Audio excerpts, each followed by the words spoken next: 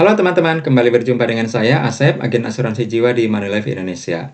Saat saya lapor SPT pajak pada bulan Maret ini, saya menemukan satu keterangan yang sangat penting dan akan berguna untuk Anda yang sedang mencari cara untuk mengembangkan aset Anda tanpa harus ribet, tanpa harus bayar pajak, dan juga biaya-biaya lain, aman, dan yang penting legal. Mari kita lihat. Ini adalah lampiran formulir SPT tahunan PPh wajib pajak orang pribadi. Bagian A, penghasilan yang dikenakan pajak final dan atau bersifat final. Di sini Anda tahu ya, ada bunga deposito, tabungan, obligasi, saham, kemudian juga sewa atas properti, dan lain-lainnya. Saya ingin menunjukkan bagian B, penghasilan yang tidak termasuk objek pajak. Di sini ada bantuan, sumbangan hibah, warisan, bagian laba anggota perseroan, dan seterusnya. Terutama yang ingin saya tunjukkan adalah nomor 4, klaim asuransi kesehatan, kecelakaan, jiwa, dibiguna, beasiswa. Mengenai klaim asuransi kesehatan, kecelakaan, dan jiwa, ini orang sedang kena musibah ya, mungkin sakit, atau cacat, atau meninggal dunia. Lalu dia mendapat bantuan atau uang pertanggungan dari asuransi dan ini memang dimaklumi tidak dikenakan pajak. Lalu mengenai beasiswa, ini juga dapat dimaklumi sebagai satu bentuk dukungan terhadap pendidikan anak Indonesia. Nah, mengenai asuransi dwiguna, selain memang ada proteksi jiwanya, ada juga manfaat yang diberikan ketika tertanggung dalam keadaan sehat dan baik-baik saja. Manfaat yang diterima akan lebih besar daripada total premi yang disetor. Artinya ada penambahan nilai atau tambahan penghasilan bagi pemilik dana. Dan tambahan nilai ini tidak dikenakan pajak ataupun biaya-biaya lain.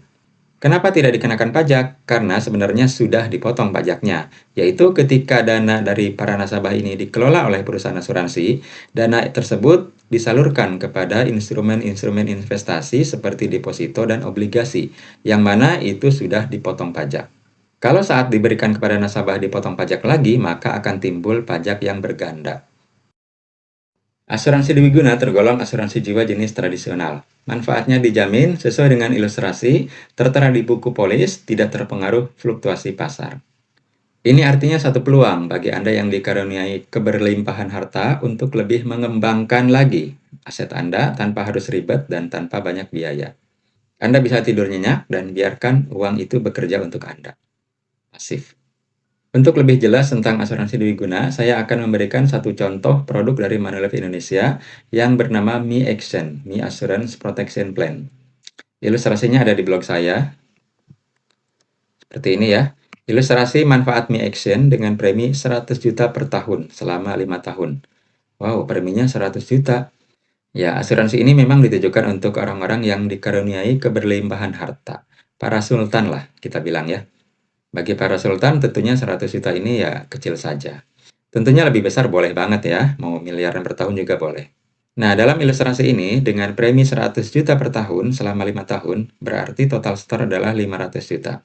Maka pemilik dana akan mulai mendapatkan profitnya atau keuntungannya mulai tahun ke-6 sebesar 15 juta. Setiap tahun diberikan sampai akhir tahun ke-20. Total profitnya adalah 225 juta. Ini setara 45% dari total premi yang disetor. Kemudian di akhir kontrak tahun ke-20 dapat lagi 675 juta atau setara 135% dari total premi yang disetor. Total keuntungannya adalah 80% dalam 20 tahun atau jika dirata-rata 4% per tahun. Ini sedikit lebih besar daripada bunga deposito saat ini yang di kisaran 2-3% per tahun. Dan ini bebas pajak. Lalu jika tertanggung meninggal di tengah jalan, maka cair 550 juta dan polis berakhir. Dana ini akan langsung diterima oleh penerima manfaat yang ditunjuk atau ahli warisnya. Jadi manfaat hidup dalam produk ini lebih besar daripada jika meninggal dunia, karena memang produk ini ditujukan untuk mendapatkan keuntungan dari tabungan.